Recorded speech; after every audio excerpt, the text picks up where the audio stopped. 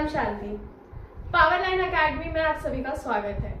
आज हम शुरू कर रहे हैं क्लास 9th का साइंस का very first chapter matter in our surrounding, हमारे आसपास के तत्व। इस चैप्टर को शुरू करने से पहले मैं आपको थोड़ा सा इसका इंट्रोडक्शन दूंगी।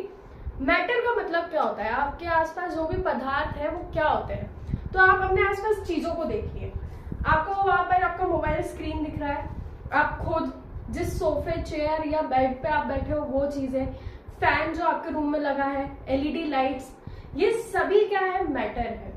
तो मैटर पे जब पूछा जाता है कि व्हाट इज मैटर, पदार्थ क्या है, तो एनीथिंग, कोई भी चीज, कोई भी वस्तु जिसका मास हो, क्या हो, मास। मास का मतलब होता है द्रव्यमान, हिंदी में कहा जाता है द्रव्यमान।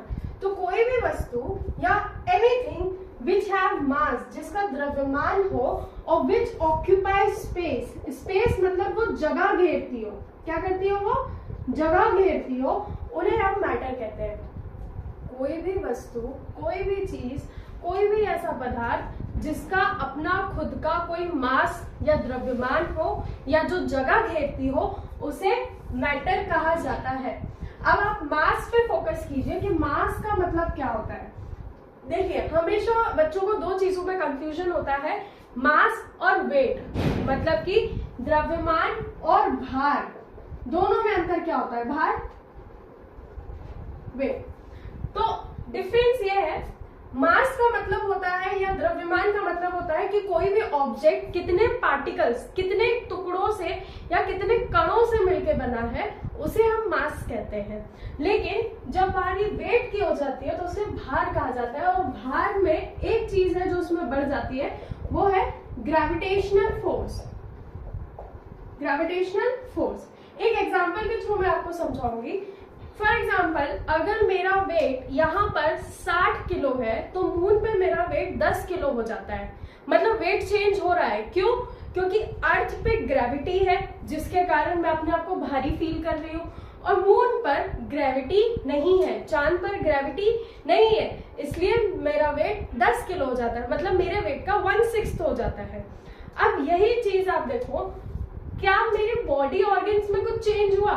अर्थ पे मेरे बॉडी में जितने ऑर्गन्स थे, blood, bones, body organs, eyes, nose, ears, everything, सब वैसी की वैसी मून पर भी है जैसी अर्थ पे थी। तो मेरे बॉडी में जितने भी पार्टिकल्स, जितने भी कण प्रेजेंट है, उन कणों में कोई चेंज नहीं आया, और वही कण क्या बना रहे हैं, मेरे बॉडी का मास बना रहे हैं। तो जो मास होता है वो होते हैं टोटल नंबर ऑफ पार्टिकल्स, जितने भी कण आपके ऑब्जेक्ट में या पदार्थ में प्रेजेंट है वो उसका मास डिफाइन करते हैं। लेकिन मास के साथ जब कोई फोर्स एक्ट करने लगता है उसे वेट के द्वारा शो किया जाता है। एक एग्जांपल देखिए, अगर आप अगर पार्क में किसी भी खंबे या किसी भी पंपिंग पे लटक रहे हो, तो आप अपना वेट तो फील कर ही रहे हो। सडनली कोई आपको नीचे से खींचना शुरू कर दे तो ऑटोमेटिक आपको अपना वेट भारी लगने लगता है।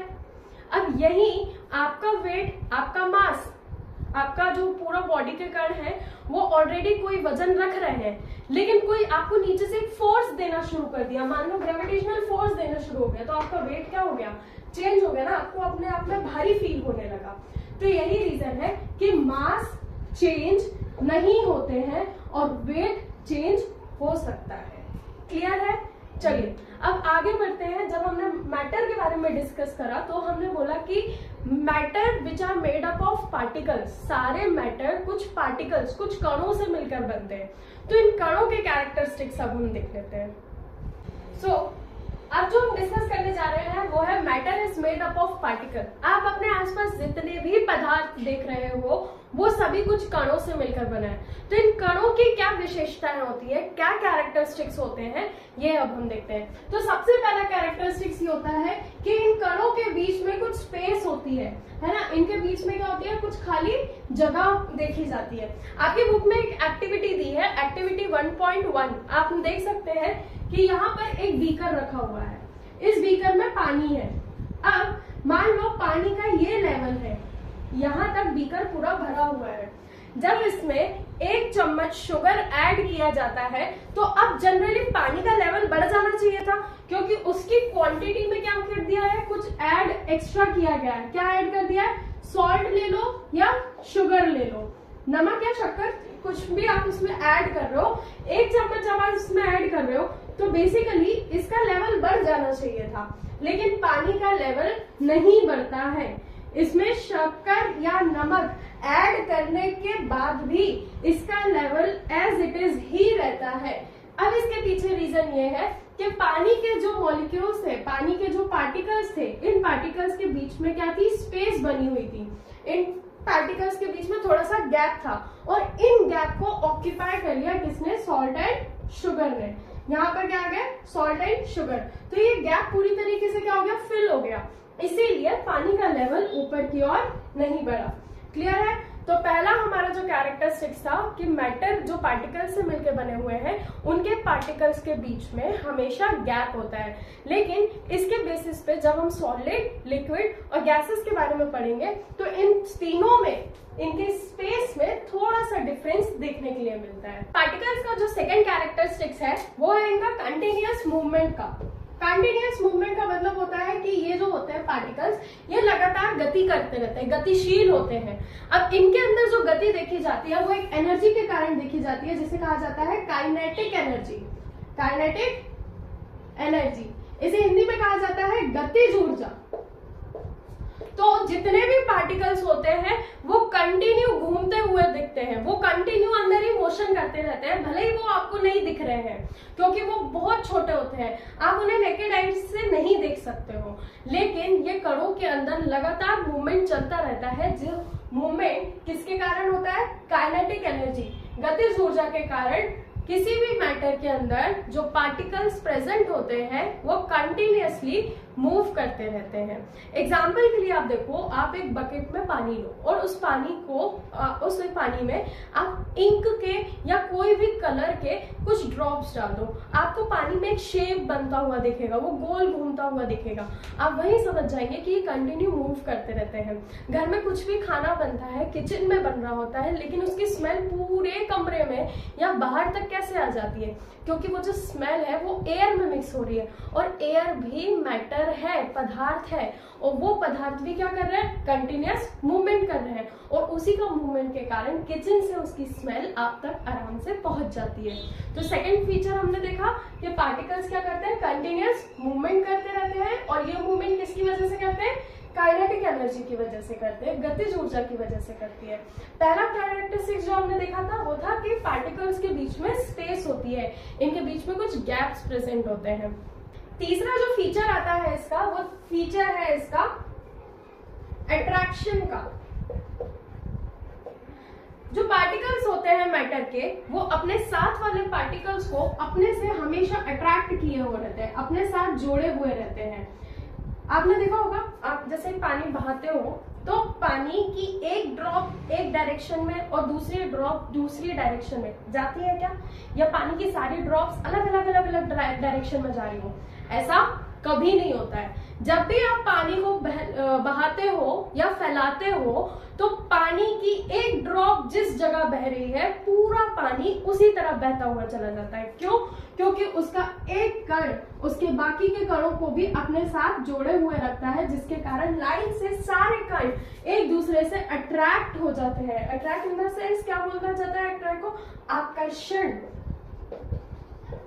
एक आकर्षण बल है जो इन पार्टिकल्स पे काम करता है, और इन पार्टिकल्स में ये आकर्षण बल होने के कारण ये हमेशा एक दूसरे से जुड़े हुए रहते हैं, पार्टिकल्स हमेशा साथ में मूवमेंट करते हैं, और इस आकर्षण बल को हम कहते हैं, हिंदी में इंग्लिश में से कहा जाता है intermolecular force of attraction. Intermolecular force of attraction, और हिंदी में से कहा जाता है अंतराण्विक आकर्षक बल। अंतर आणविक आकर्षण बल मतलब इसके अंदर के जो अणु है, जो कण है, उनके अंदर जो आकर्षण अट्रैक्शन फोर्स लग रहा है उसे हम इंटरमॉलिक्यूलर फोर्स ऑफ अट्रैक्शन या अंतराण्विक अट्रैक्शन या आकर्षण बल कहते हैं। ओके, चलिए अब यहाँ पर काइनेटिक एनर्जी और अट्रैक्शन फोर्स के रिलेशन में हमेशा एक क्वेश्चन पूछा जाता है कि टेम्परेचर इन दोनों के बीच किस तरीके से काम करता है। तो ध्यान रखना, आपने पानी उबाला होगा, पानी शांत, लेकिन जैसे ही आप उसको उबालना शुरू करते हो बिना किसी मूवमेंट के भी उसमें बबल आने लगते हैं, पानी इधर से उधर पूरा बिखरना शुरू हो जाता है, मूवमेंट करना शुरू कर देता है। रीजन, टेम्परेचर क्या करता है, पानी को एक एनर्जी देता है, काइनेटिक एनर्जी देता है। तो टेम्परेचर जहां काम करता है, टेम्परेचर जहां बढ़ना शुरू हो जाता है, काइनेटिक एनर्जी पार्टिकल्स की ऑटोमेटिक क्या होती है, बढ़ना शुरू कर देती है। पार्टिकल्स बहुत ज्यादा गति में मूवमेंट करना, चलना शुरू कर देते हैं, और जिसके कारण उनके अंदर का जो आकर्षण बल है, अट्रैक्शन फोर्स है, वो अट्रैक्शन फोर्स क्या हो जाता है, गिरना शुरू हो जाता है। जो टेम्परेचर बढ़ा, पार्टिकल्स भी मूवमेंट करना और ज्यादा गति से शुरू कर देते हैं, और इसके कारण उनके बीच का जो आकर्षण बल होता है वो ढीला ढीला लूज होते होते टूटना शुरू हो जाता है और कण दूर की तरफ बिखरने शुरू हो जाते हैं।